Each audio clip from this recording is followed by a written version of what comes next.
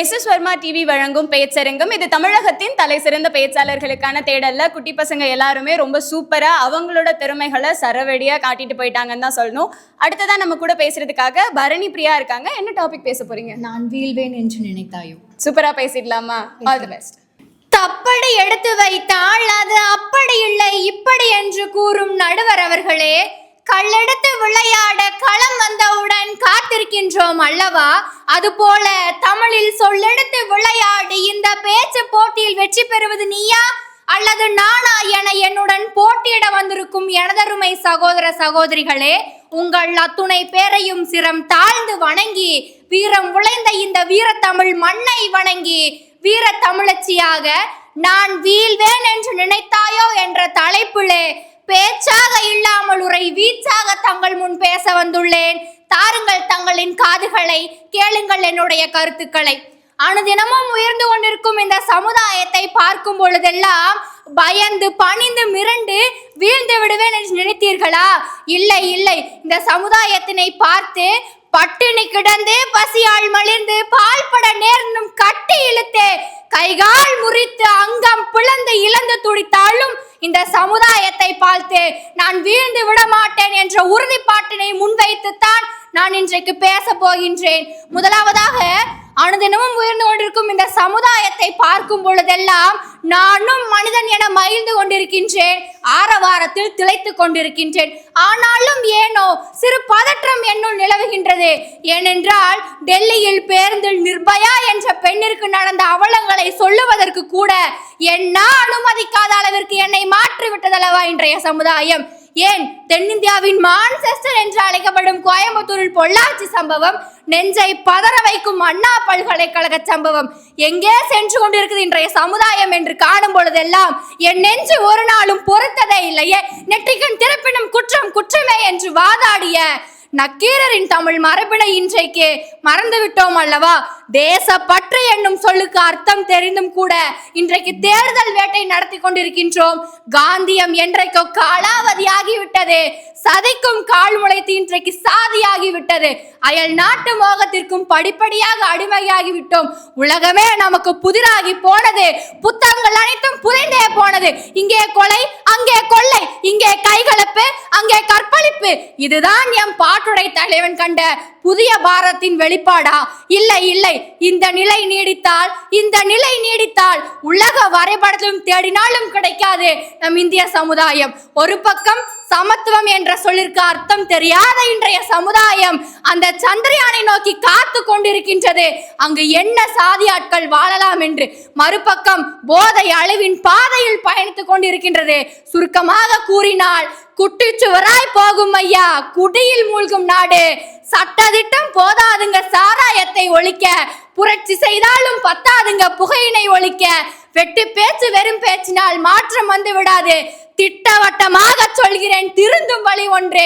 ஒவ்வொரு மனிதனும் இந்த சமுதாயத்தில் மனித மாண்புடன் வாழ்ந்தால் நம் இந்திய திருநாடு வல்லரசாய், மனித மாண்புக்குரிய நல்லரசாய் மாறும் என்பதில் எவ்வித சந்தேகமும் இல்லை. இறுதியாக எனக்கு பேச வாய்ப்பளித்த அனைவருக்கும் இப்படி சொல்லி நிறைவு பெறுகின்றேன். 10,000 ரூபாய் இருந்தால் தங்கத்தட்டு வாங்கலாம், 5,000 ரூபாய் இருந்தால் வெள்ளித்தட்டு வாங்கலாம். இவற்றை எல்லாம் விலை கொடுத்து தான் வாங்க முடியும். ஆனால் விலை கொடுத்து வாங்க முடியாத ஒரே தட்டு உங்களின் கைத்தட்டு என்று சொல்லி நல்லதொரு வாய்ப்பிற்கு நன்றி கூறி விடைபெறுவது பாரதி கண்ட புதுமை பெண்ணாய், புரட்சியின் பிறப்பிடமாய். நன்றி, வணக்கம். பரணி பிரியாவோட பேச்சு இன்னைக்கு நிறைய பேரோட மன குமுறலாவே இருக்கு. ஏன்னா இது இவங்க ஒருத்தரோட மன குமுறலா தெரியல. இன்றைய சமுதாயம் எப்படி போய்கிட்டு இருக்கோ அதை தான் இவங்க இன்னைக்கு அவ்வளோ அழகா வெளிப்பாடா சொல்லியிருக்காங்க. ஆனா நாளைய சமுதாயம் எப்படி மாறப்போகுது அப்படின்றது நம்ம குழந்தைங்க அவங்களோட பேச்சிலையும் சரி அவங்களோட செயல்லையும் சரி காட்டிக்கிட்டே இருக்காங்க. நாளைய சமுதாயம் நல்ல சமுதாயமா அமையணும்னு நம்ம எல்லாருமே ப்ரே பண்ணிக்கலாம். ரொம்ப அழகா பேசிட்டீங்க. உங்க கூட யார் வந்திருக்கா? எங்க கூட யாருமே இல்லை, நான் மட்டும் தான் வந்தேன். நீங்க மட்டும் தான். என்னுடைய பேச்சு எப்படி இருந்தது? ஒருத்தங்களை பெற்றெடுத்தாதான் தாய் தந்தைன்னு கிடையாது. இங்க எவ்வளவு தாய் தந்தை இருக்காங்க. என்னுடைய பேச்சு எப்படி இருந்ததுன்ட்டு அவங்க சொன்னா எனக்கு அது ஒரு வாழ்த்துக்களா கிடைக்கும். எனக்கே ஒரு வைப்ரேட் ஆயிடுச்சு. அங்கேருந்து எனக்கு ஒரு சிவரிங் ஆகிற மாதிரி இருந்துச்சு. நல்லா பேசினாங்க. வெரி குட்பா. Thank you so much ma'am. அருமையாக அற்புதமாக இந்த பொண்ணு பேசுனுச்சு. அற்புதமாக இருந்துச்சு. நன்றி. பரணி பிரியா எவ்வளோ அழகா பேசியிருக்காங்க அண்ட் அவங்களோட எடுத்துக்கிட்ட தலைப்புக்கு கருத்துக்கள் எவ்வளோ ஆழமா இருந்தது அப்படிங்கிறது கைத்தட்டலோட வெளிப்பாடு மட்டும் இல்லாம நான் வந்து போட்டி போட என் குழந்தைங்களை கூட்டிட்டு வந்திருக்கேன். ஆனாலும் இவங்க பேசினது எனக்கு ரொம்ப பிடிச்சிருக்குன்னு அவங்க பேரண்ட்ஸுமே வந்து ரொம்ப அழகா சொல்லிட்டாங்க. Thank you so much Bharani Priya. அடுத்ததா பேச்சரங்கத்துல நம்ம கூட அவரோட கருத்துக்களை பகிர்ந்துக்கிறதுக்காக ஸ்டீஃபன் ராஜ் இருக்காரு. என்ன டாபிக் பேச போறீங்க? தன் குடும்பத்திற்காக வாழும் வாழ்க்கையே உன்னதமானது. சொல்லுங்க ஸ்டீஃபன் ராஜ், உங்களுக்கு வந்து எப்படி பேசணும், நம்ம வந்து நமக்கு பேசுற திறமை இருக்கு அப்படிலாம் தெரிஞ்சது எப்போ தெரிஞ்சது? ஃபஸ்ட்டு நான் 6th ஸ்டாண்டர்ட் படிக்கும்போது எங்கள் சார் வந்துட்டு இதை வெளியே எடுத்தார். அடுத்து வந்துட்டு இது எனக்குள்ளே இருக்குன்ட்டு எங்கள் அப்பா தான் வெளியே எடுத்து இதை பேச்சு போட்டிக்கு அனுப்புகிறாரு நிறைய. ஸோ 2 கண்களாக இருந்து உன்னை அழகா இந்த மேடைக்கு தூக்கிட்டு வந்துட்டாங்க இல்லையா? சூப்பராக பேசிடலாமா? All the best. தொடக்கமும் இல்லை முடிவும் இல்லை, தமிழுக்கு எல்லையும் இல்லை, தித்திக்கும் தேன் தமிழ் திக்கட்டும், பரவட்டும் தமிழுக்கும் தமிழனுக்கும் என் முதல் வணக்கம். எனது பெயர் தா ஸ்டீஃபன் ராஜ். நான் உங்களுடன் பகிர்ந்து கொள்ள விரும்புவது தன் குடும்பத்திற்காக வாழும் வாழ்க்கையே உன்னதமானது.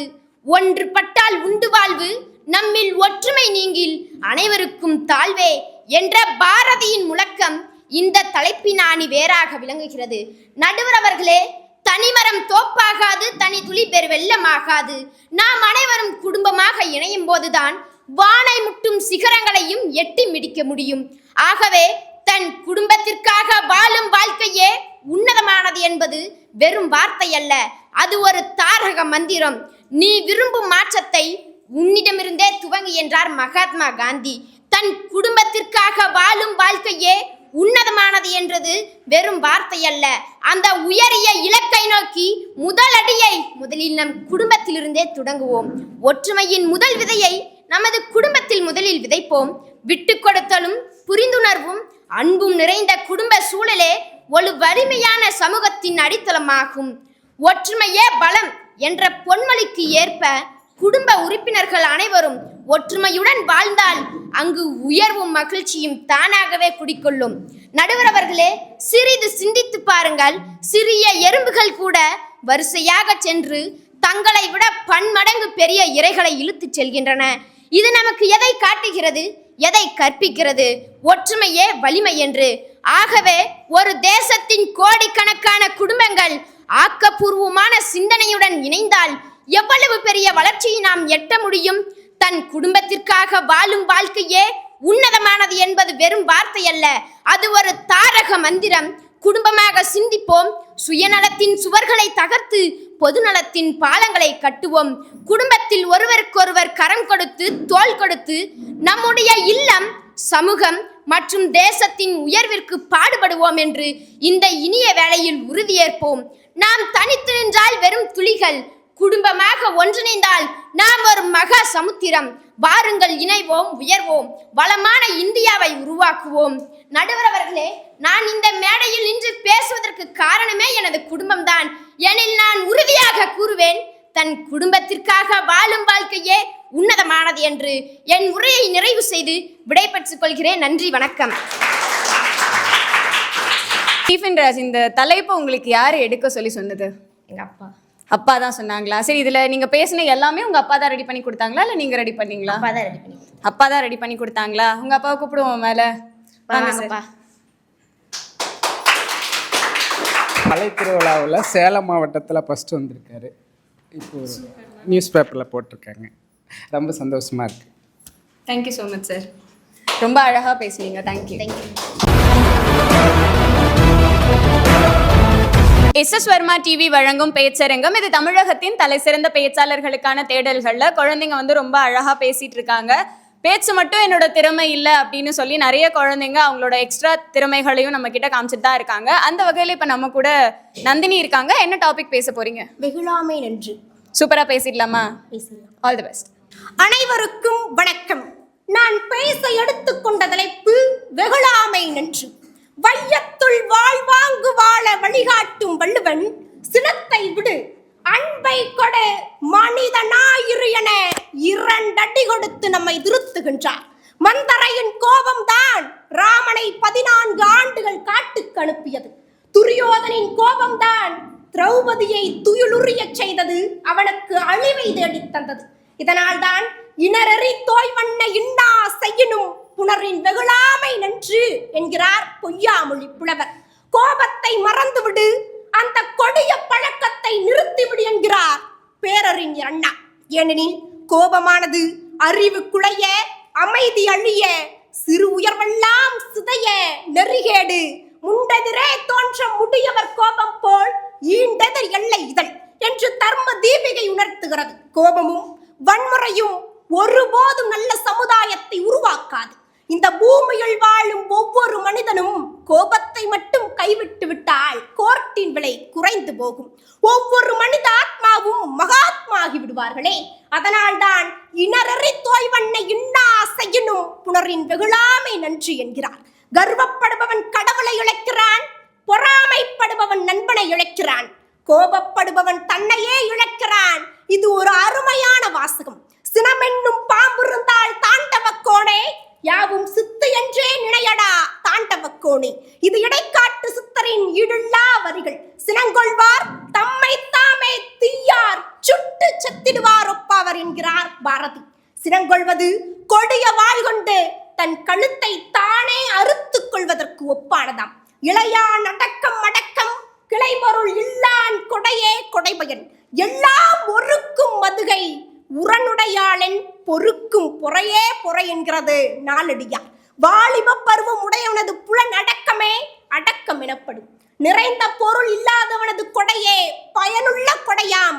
அவை போல எல்லா எதிர்ப்புகளையும் வெல்லத்தக்க உடல் வலிமையும் மன உறுதியும் உடையவனது பொறுமையே சிறந்த பொறுமை என்கிறார். சினங்கொண்டவனின் செயல் பிறர் மீது எறிவதற்காக கையால் நெருப்பை அள்ளியவனின் செயல் போன்றது என்கிறார் புத்தர். சினங்கொள்வார் தம்மை தாமே அழித்துக் கொண்டிருக்கின்றார். சினம் என்னும் பாம்பு இருந்தால் தாண்டவக்கோனே என்று இடைக்காட்டு சித்தனார் கூறியது போல இன்று அனைவரும் நாம் நம்மை நாமே இழந்து கொண்டிருக்கின்றோம். இறுதியாக ஒன்றை மட்டும் கூறிக்கொள்கின்றேன். மனமென்னும் மங்கள விளக்கை ஒளிபெற செய்ய சினமென்னும் கோபத்தை விரட்டுவோம். மனமென்னும் மங்கள விளக்கை ஒளிபெற செய்ய சினமென்னும் கோபத்தை விரட்டுவோம் என்று கூறி எனது உரையை முடித்துக் கொள்கிறேன். நன்றி, வணக்கம். நம்மளோட கோவத்தை, அந்த கோவத்தோட விளைவுகள் எப்படி இருக்கும் அப்படின்றது எல்லாமே இவங்க பேச பேச ஒரு நிமிஷம் உட்காந்து யோசிக்கிற மாதிரி இருக்கு. அப்ப நாம வாழ்க்கையில கோவத்தால எவ்வளோ தப்பு பண்ணியிருக்கோம். சின்ன விஷயமா இருக்கட்டும், ஆனா அது கூட ஒரு பிழை தானே. அவ்வளோ யோசிக்க வச்சு உங்களோட தலைப்போட ஆழத்துக்கு கொண்டு போய் எல்லாரையுமே யோசிக்க வச்சிருக்கீங்க. ரொம்ப அழகா பேசியிருக்கீங்க நந்தினி. உங்க கூட யார் வந்திருக்காங்க? அக்கா வந்திருக்காங்க. வாங்க நந்தினியோட அக்கா. நந்தினி சொல்லுங்க, நீங்க வந்து பேசின தலைப்புல நிறைய தமிழ் நூல்கள்ல இருந்து நிறைய தமிழ் வரிகள்லாம் சொன்னீங்க. தமிழோட ஆளுமை அப்படிங்கிறது உங்ககிட்ட அதிகமாகவே இருக்கு. உங்களுக்கு தமிழ் மேலே எவ்வளோ பற்று இருக்கு? நீங்கள் எவ்வளோ நூல்கள் படிச்சிருக்கீங்க? அதாவது வந்துட்டு எப்பொழுதுமே வந்துட்டு நான் பாட புத்தகங்களை படித்ததை விட நூலக புத்தகங்களை படித்தது தான் அதிகம் என்னுடைய வாழ்க்கையில்.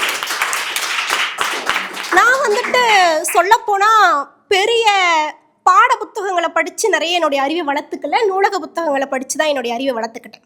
ஃபஸ்ட்டு வந்துட்டு எங்கள் அப்பா அம்மா வந்து எனக்கு நூலக புத்தகங்கள் வாங்கி தந்தாங்க. அதை படிக்க படிக்க தான் எனக்குள்ள தோணுச்சு, தமிழில் இவ்வளோ இருக்கா.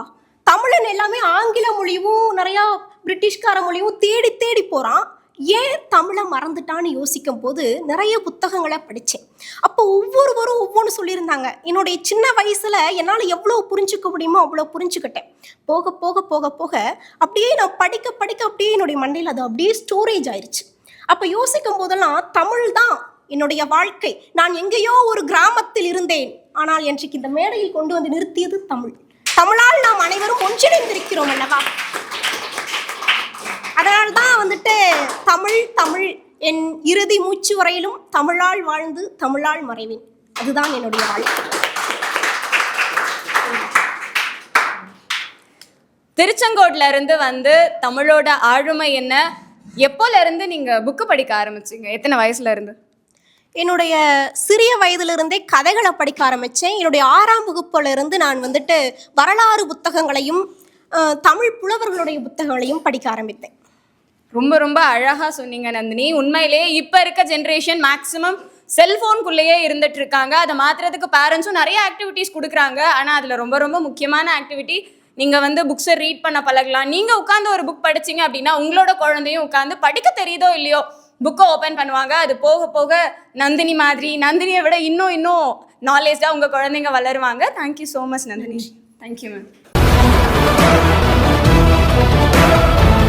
கருத்து, சிந்தனை, உணர்ச்சி இப்படி எல்லாத்தையுமே தன்னோட பேச்சில் கொண்டு வந்து தன்னோட டாபிக் என்ன எடுத்திருக்காங்களோ அதோட ஆழத்தை தொட்டு நம்மளோட மனசோட ஆழத்தையும் தொட்டு நம்மளே சிந்திக்க வைக்கிற மாதிரி அவ்வளோ அழகாக எல்லாருமே அவங்களோட பேச்சு திறமையை நிரூபிச்சிட்டு இருக்காங்க. அந்த வகையில் அடுத்ததா அவங்க பேர் சொல்லுங்க.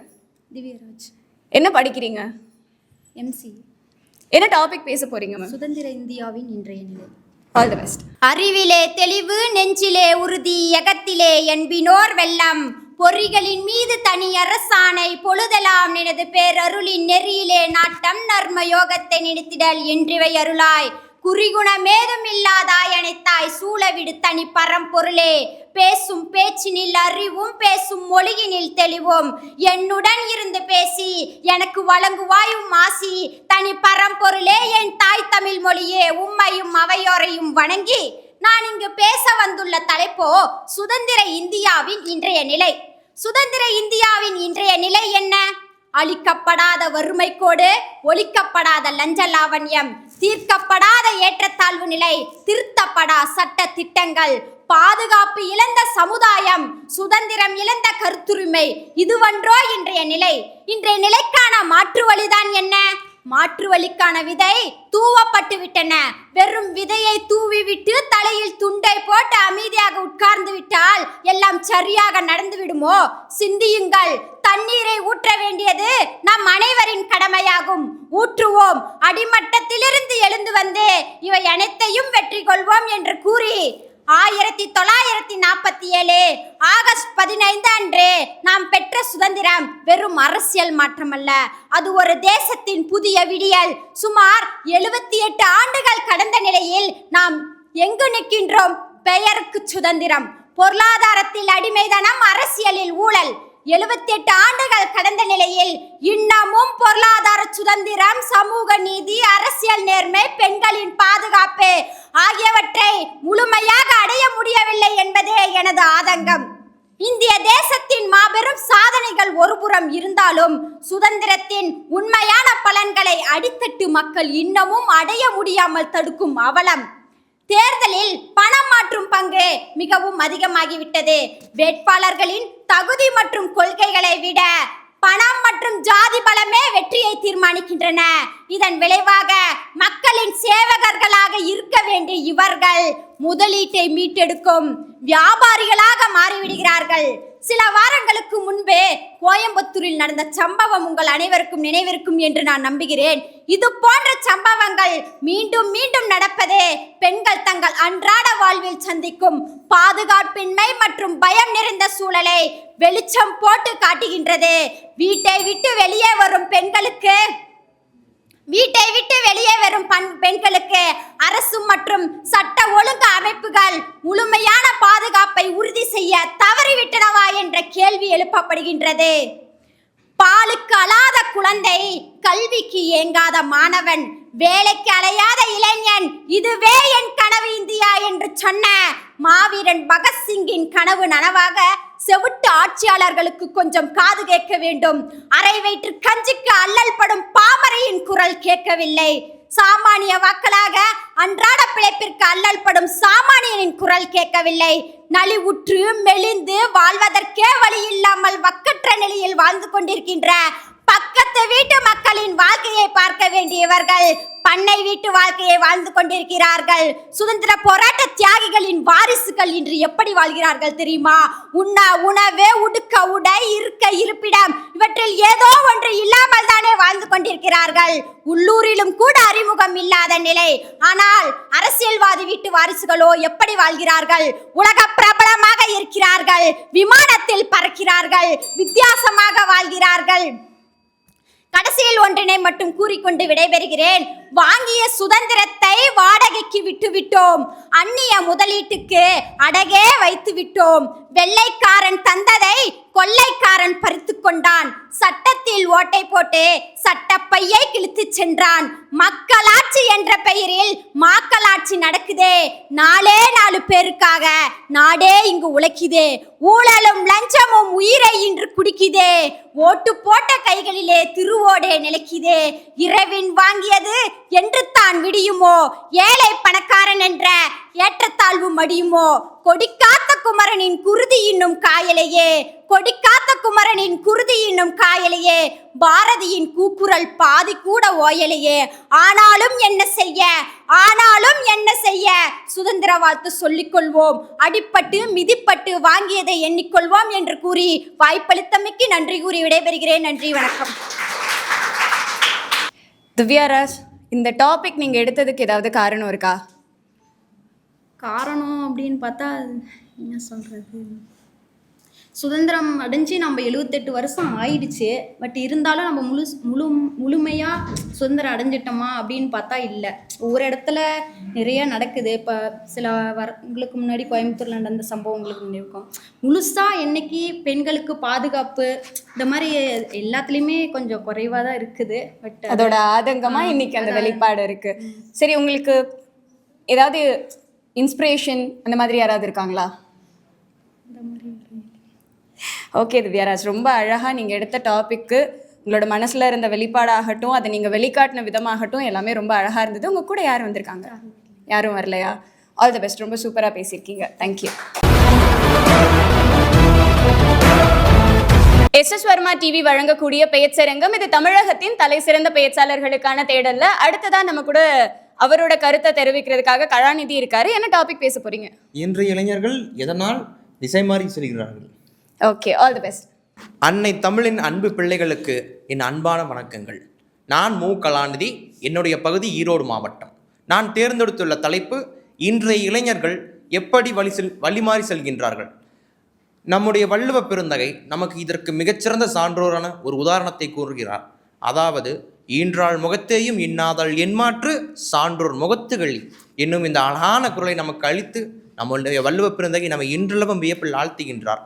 நாம் மெய்சிலித்தின்று போகின்ற வகையில் அந்த குரலில் அப்படி என்ன ஒளிந்திருக்கிறது என்று சொன்னால், தன்னுடைய மகனின் எந்த ஒரு தவறையும் பொறுத்து கொள்கின்ற ஒரு தாய் கூட, தன்னுடைய மகனின் எந்த ஒரு தவறையும் பொறுத்து கொள்கின்ற தாய் கூட அவன் வீதியோர்கள் மதுவருந்தி மயங்கி கிடப்பதை கண்டுவிட்டாள் என்று சொன்னால் இருதயம் வெடித்து சாய்கின்றார்கள். அறிவில் சிறந்த சான்றோர் பெருமக்கள் அதனை எப்படி அமைதியில் கண்டு பொறுத்து கொள்வர் என்ற மகத்தான ஒரு உண்மையை நமக்கு இன்றைக்கும் உரைக்கும் அளவு சொல்கின்றார். ஆனால் அந்த வள்ளுவ பெருந்தையும் அறியாத ஒரு மாபெரும் உண்மை என்னவெனில், அந்த இளைஞர்கள் அந்த மதுவை தாண்டியும் ஒரு மிகப்பெரிய கொடிய போதையில் இன்று சிக்கி சீரழிந்து கொண்டிருக்கிறார்கள் என்றால் அதுதான் தொலைபேசி மோகம். இந்த தொலைபேசி மோகம் அவனை எங்கு கொண்டு நிறுத்துகிறது என்று சொன்னால், அவன் தன்னுடைய எதிர்கால துணைவியும் இந்த தொலைபேசியில் தான் தேடிக்கொண்டிருக்கிறான். தனது எதிர்கால தலைவனையும் இந்த தொலைபேசியில் தான் தேடிக்கொண்டிருக்கிறான். ஆதலால் அவனுடைய சுய மூளை என்பது அங்கேயே கேள்விக்குறியாகிவிட்டது. அவனுடைய சுய சிந்தனை என்பது அங்கேயே கேள்விக்குறியாகிவிட்டது. ஆக இன்றைய இளைஞர்கள் தங்களுடைய சுய சிந்தனையை தனது அடுத்த தலைமுறைக்கு கொடுப்பதற்கு பதிலாக தொலைபேசிகளில் தினம் அனுதினமும் அவர்கள் எப்படி தங்கள் நேரத்தை செலவிட என்பது தெரியாமல் அனுதினமும் அவர்கள் நேரத்தை தவறான முறையில் செலவழித்துக் கொண்டிருக்கிறார்கள். அதன் விளைவுதான் சமீபத்தில் நடந்த கரூர் என்ற ஒரு மாபெரும் ஒரு கொடூர துயரம். அந்த ஒரு கொடூர துயரத்திற்கு நம்முடைய அரசோ அதை சார்ந்த நிறுவனமோ இயக்கமோ அவரவர் பொறுப்பை ஏற்றுக்கொள்வதற்கு முன்பாக நாம் என்ன ஒரு தவறு செய்திருக்கோம், நாம் ஏன் முதல் அங்கு செல்ல வேண்டும், ஒரு தனிப்பட்ட நபரை நாம் சந்திப்பதற்கு எதற்காக அவ்வளவு கொடிய சிரமமான சூழலும் சென்றிருக்க வேண்டும் என்ற கேள்வி எழுப்பியிருந்தால் இத்தகைய ஒரு கொடுமையான துயரத்தை நாம் தவிர்த்திருக்கலாம். அதற்கு காரணம், இளைஞர்கள் தங்களுடைய சொந்த சிந்தனையை சுயமாக சிந்திக்காமல் யாரோ ஒருவரின் பின்னால் தொடர்ந்து சென்று கொண்டிருப்பதன் காரணமாகத்தான் இன்று அவர்களுடைய அறிவு முழுமையாக மழுங்கடிக்கப்பட்டிருக்கிறது.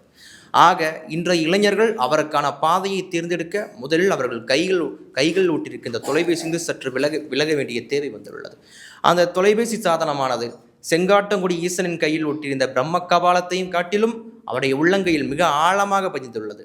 அப்படியெனில் அந்த சாதனம் அவனை அவ்வளவு நெருங்கியுள்ளது. இறுதியாக ஒன்றை மட்டும் சொல்லிக் கொள்கிறேன். நம்முடைய அடுத்த தலைமுறை பிள்ளைகள் நம்முடைய வழித்தோன்றல்கள் நாம் அடுத்த தலைமுறை பிள்ளைகளுக்கு நாம் கொடுக்க வேண்டிய ஒரு பொறுப்பில் இருக்கிறோம். ஆக நம்முடைய அடுத்த தலைமுறை பிள்ளைகளுக்கு இந்த தொலைபேசியை கொடுப்பதற்கு முன்பு நாம் நல்ல அறிவினையும் நல்ல சிந்தனையும் கொடுத்துள்ளோமா என்பதை கேள்வி எழுப்பினாலே அந்த கருவியை நம்ம அவர்கள் பெரும்பாலும் கொடுக்க மாட்டோம். ஏனெனில் நாளைய பிள்ளைகள் வருங்கால தலைமுறைகள். வருங்கால தலைமுறைகளை உருவாக்க வேண்டும் என்றால் முதலில் அந்த தொலைபேசியிலிருந்து நாம் விலக வேண்டிய கட்டாயத்தில் நாம் தள்ளப்பட்டிருக்கோம். வாய்ப்பளித்த நன்றி கொடுக்கிறேன். கலாநிதி சொல்லுங்க, ரொம்ப அழகா பேசி முடிச்சிட்டீங்க. நீங்க வெளியில ஒர்க் போறீங்க, இருந்தாலும் உங்களோட திறமையை காட்டணும்னு வந்திருக்கீங்க இல்லையா? இந்த திறமை உங்களுக்கு எப்போல இருந்து இருக்கு? மேடம், ஒரு சமயமாக ஒரு 1 இயராக தான் நான் அதை பண்ணிகிட்டு இருக்கேங்க. ஓகே. ஆக்சுவலி நான் வந்து ஒரு சோஷியல் ஆக்டிவிட்டீஸ், அதாவது சின்ன பசங்கள்லாம் இந்த சின்ன வயசுலேயே போதையிலேருந்து தப்பிச்சு போகிறதுக்கோசரம் நான் பண்ணிகிட்டு இருக்கேங்க. நாங்கள் இருக்கிறது ஒரு குக்கிராமங்க. அந்த கிராமத்தில் நிறைய ஆண்கள் இருக்காங்க, பெண்கள் இருக்காங்க, சிறு குழந்தைகள் இருக்காங்க. அந்த குழந்தைகள் எல்லாமே ஒருவர் கூட என்ன சொல்கிறது 10ஆம் வகுப்பு முடிக்கிறதுக்கு முன்னாடியே அவர்கள் வந்து போதைக்கு அடிமையாடுறாங்க. பெண்கள் வந்து சிறு பிள்ளைகள் வந்து காதெல்லாம் என்னன்னே தெரியாமல் தங்களோட கல்லூரி படிப்புகளை நிறுத்திடுறாங்க.